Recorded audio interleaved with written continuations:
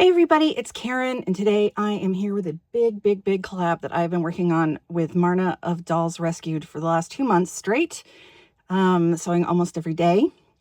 And over the summer in 2025 in June during garage sale season, I had found this Pleasant Company Josefina for only $25.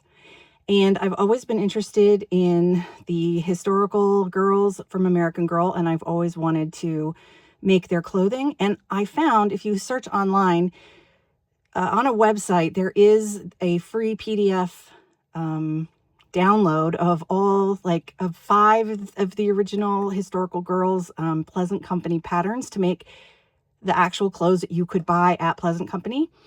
And I showed it to Marna, and I was like, hey, would you want to do one of these? And she's like, what? Yes, actually, how about we pick a doll and do all of their closet? And I was like, what? That is crazy. But yes, of course, I would love to do that. So we picked Josefina because we tried to pick a historical girl that we both had, and we loved her outfits. So I have my other, there's a total of 4, 5. I'm not sure how many. 4 or 5 actual, let's see, Christmas dress, 4. So in this closet, there are 4 dress outfit patterns that you could make. And then at the same time, you can get them on eBay if you want, like the official ones that Pleasant Company had made. They're not cheap, but so I started with, I'll show you, this is the Christmas dress. Now, Josefina lived in New Mexico in 1824. So that was, like right after the Napoleonic Wars in Europe, right in the Jane Austen, when she was alive, maybe just at the tail end of her life, I think. So anyway, basically this is a Regency style dress. And even though New Mexico, I think back then was part of Mexico, the fashion magazines, spread all over the world, and everybody wanted to look fashionable and wear what was in style, which were the empire or empire dresses that women like in Bridgerton or Pride and Prejudice were wearing. So this pattern actually is my favorite out of all of them. It was the easiest to do, and it's going to be, I can use it for any kind of Regency style doll I want to make in 18 inches. So I could make the characters from Pride and Prejudice or whatever. So I was trying to, at the beginning, I was trying to get fabrics that most matched up with the original Pleasant Company outfits. But as time was winding down, I was running out of time and money, and the patterns that I wanted that were Edwardian or Georgian and looked most like Regency, because I'm a historical buff, history buff. So I wanted to try to be historically accurate, but I didn't in this dress. So instead, I picked a color that I thought that I had this was in my stash. This pattern is more gothic and it's larger, but I think overall it's beautiful. I love the color on her. I love the dress. I'm super happy with it. Again, I will be making more of these. Now, before I go on, I want to state that these items that are around Josefina were made by Darren and Marna and gifted to me as part of the collab. And I want to say, first, thank you, Marna, for doing this insane collab with me. And 2, Darren, thank you for printing out these items. We have a stand here. I did purchase, I did get the dowel that I need for it. I just have to deal with that at some point, and I have to either find a handsaw or my Dremel. I'm not sure which. So, but I've put her nameplate here that Darren printed out with her name. Amazing. And he also sent stands for my other historical girls who are going to be modeling the rest of her closet. And then Marna made me this pouch.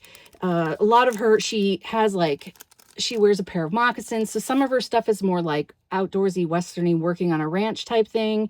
And then others are more high-end, like her beautiful Christmas dress here.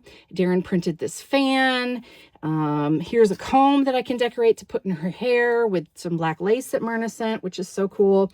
And Darren, she even has like a goat, which I want to purchase. I haven't got him yet because he's, vintage. And She also had a pitcher and cups, you know, and then she had a tea set or a water set. And Darren printed this out, and I think it would be really cool to decoupage this so it looks more like the original. So I just wanted to say thank you for that special extra. Really kind, guys. I really, really appreciate it. And Marna also sent me 2 extra skirts that she sewed up. This one looks very much like one of her actual meet outfits. Beautiful job, Marna. Wonderful. And then she sent me this skirt as well, and fabric, or just the fabric, I think, which is, you know, butterflies are all over the place in Mexico. Monarchs are. They migrate there. So perfect for her. And now I'm going to move on. I'm going to hopefully pause you and not lose you. And I'm going to move on to the next look. So hold on a second. All right. So I'm back, I hope. Yeah. Now this is American Girl Julie. She's the 1970s girl. And she is wearing the first outfit that I put together. This is her everyday camisa and skirt. So this is her chemise or her camisa. Here is her stand base that Darren so generously made for me. So she has a skirt, and in the original it was like a gray striped skirt. I couldn't find suitable fabric, so I bought this vintage fabric off of Etsy. It was, I don't even know, it's very old, but it's vaguely Southwestern without, you know, it's got these stripes, it's got these red jagged bits. And then we were to take a ribbon and make her sash. Well, I didn't have the color that I wanted. Come on, Julie. All my dolls are loose because I buy them secondhand and I haven't bothered to tighten them up yet. So instead of using a ribbon, a grosgrain ribbon, I sewed this together, and then I did do the braiding like it asked, and I did try to decorate it with some embroidery from my machine. Very simple. In the same way, I didn't have time or the money to find fabric for the robolo or this sash, so I also experimented and decorated a strip of gray fabric, which I thought would look nice with this, and then frayed it the way the instructions said and did that. So I really like how I wanted it to look more like homemade and rustic, so I really like the texture that came out on this robolo scarf. And this was also pretty easy to do. The only thing, I really like the camisa. I just think it came out just slightly too wide, but it's supposed to be kind of like off the shoulder. So I followed the pattern exactly, and I think it's super pretty. I added lace trim here, and I did add lace. The camisa goes down like it's a shift, you know, because that's what they were wearing in the 1800s, still in the early 1800s. So I put some lace on the bottom there, and I think this turned out super cute. And I don't know, guys, this was so rewarding. It was very challenging. I'm not going to lie. This was an extremely, extremely challenging project. It took a lot out of me. And, but I really love, I've never done anything like this massive before. So I really, really love how this turned out, this outfit. So I'll pause you again. And I will pick another outfit and show you that. So hold on a second. Okay, so here is look number 3. This is Josefina's night shift, and Melody is wearing it. And here's her stand base. These shoes are not period appropriate. These belong to Melody. And if Josefina was wearing socks at this time period, they would be stockings that would go up over her knees and be tied around the waist. This is also like a super easy pattern. And this could be made for any American girl in any kind of like fabric as a nightgown. So this piece will be definitely, I'll definitely probably be making this again. The only thing I would do is this Melody is from the mid-teens, and she has her underwear sewn on, and it can kind of be seen through this fabric. So I want to make a set of bloomers, and if I make a set of bloomers, I'll put those on. This is also supposed to have a loose neckline, and it's tightened with this bow here through the lace. So I mean, not much to say about this one because it is pretty simple, but oh God, sorry guys. As I destroy my thing. It's right here by me. So yeah, so like I said, I really like this pattern, and it is not like time period specific, so it can be used for any American Girl doll.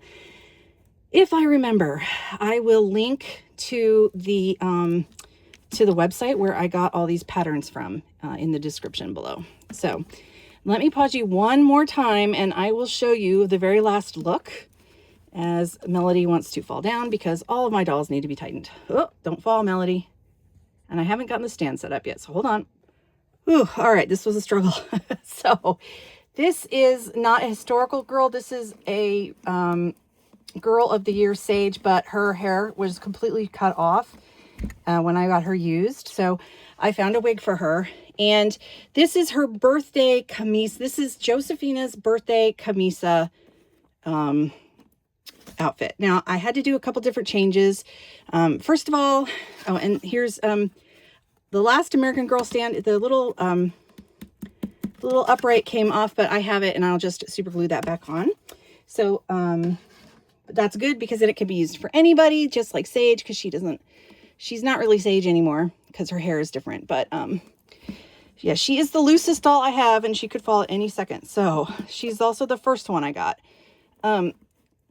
So there's two things about this. This shawl, the instructions say to make it out of silk. It's supposed to have a fringe and also embroidery on it.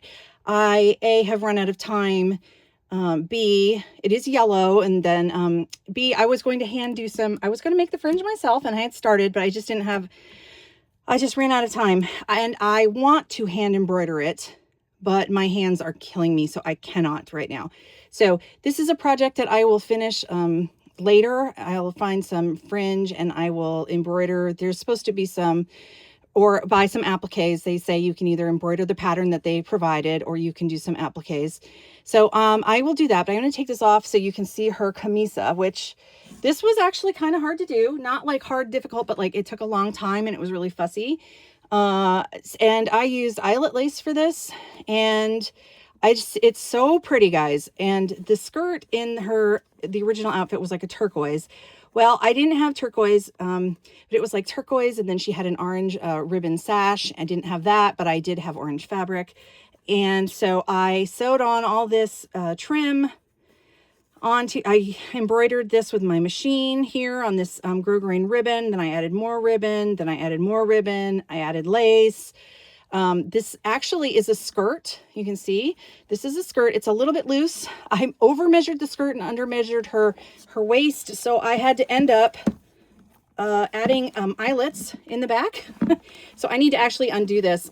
I have to say also, you guys, you know, I'm super lazy usually, and I don't finish, like, I don't attach like snaps and everything else on my doll dresses. I just usually pin them together because I'm lazy.